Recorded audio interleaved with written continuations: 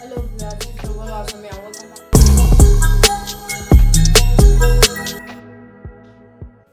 Hello, viewers. This is Radiolaps and welcome back to my channel. And in this video, I'm going to be talking about this book titled "Danger Close" by William D. Boykin and Tom Morrissey. So, straight to the point, this book was very interesting, and let me just talk a little about the book. Basically, what the book is about is news reached American borders that there was a plan to detonate a nuclear weapon around around one of their ports, by sea. So it was meant to detonate around that area, and that weapon is very very dangerous. It was created by this Chinese guy, very intelligent Chinese guy. And even after the explosion itself, the gas can move up to thousands of kilometers and kill thousands of people, just the gas. So they sent one of their special army forces veteran. So they sent him as an undercover agent to help them to stop that plan. They sent him as an undercover agent to help him to stop that plan. And the name of this person that they sent as your undercover agent is Blake Kershaw. And the person he was meant to represent is named Grant Rainbow. So he had facial surgery. First of all, Blake Kershaw had facial surgery. That was the first step.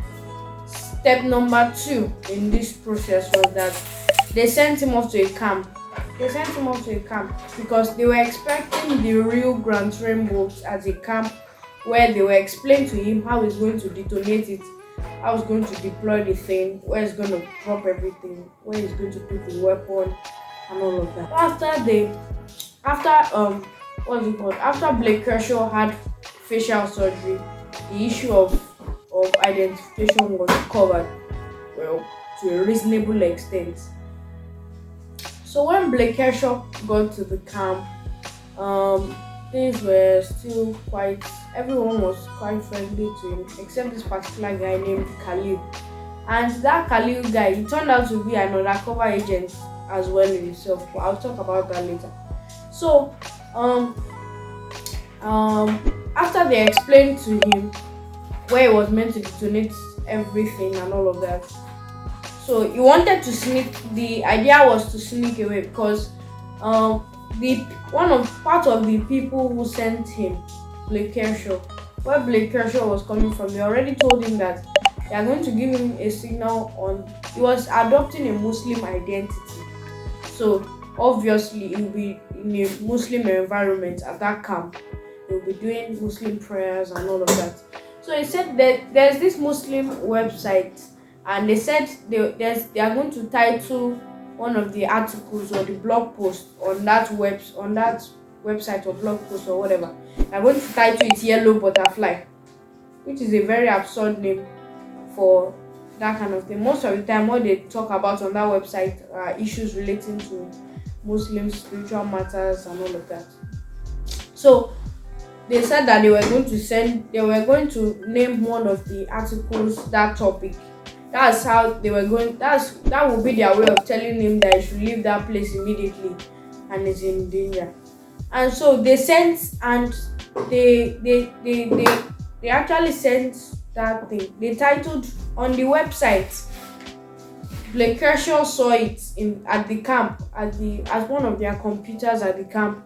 He saw it, and that was because they were already sending special forces to come and clear that camp, to come and clear out, as in to raid the camp. So Blake Kershaw had to leave that place, if not he would die with the other guys.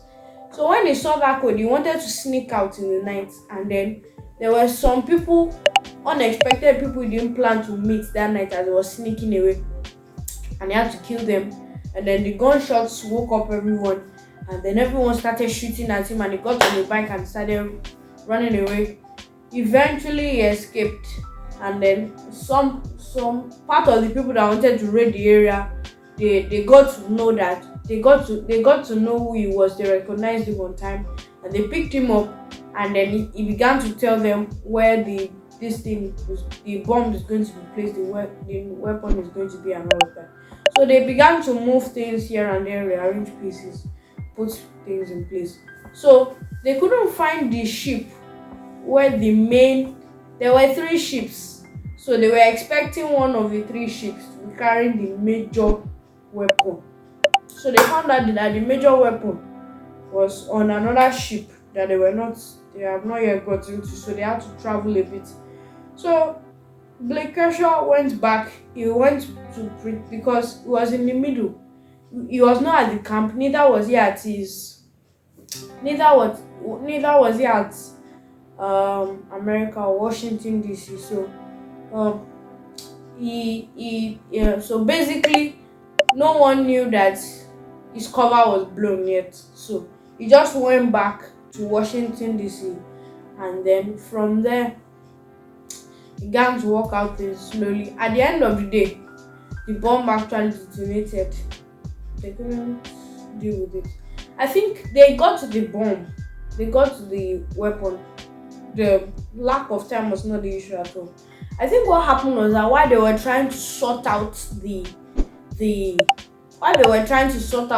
code, the battery, and how to cut it off and everything, I think there was an error there. So the thing exploded and it killed quite a number of people. Even though Blake Kershaw didn't die, but he was in hospital for about 3 weeks, and then he regained strength, and that was how the book ended.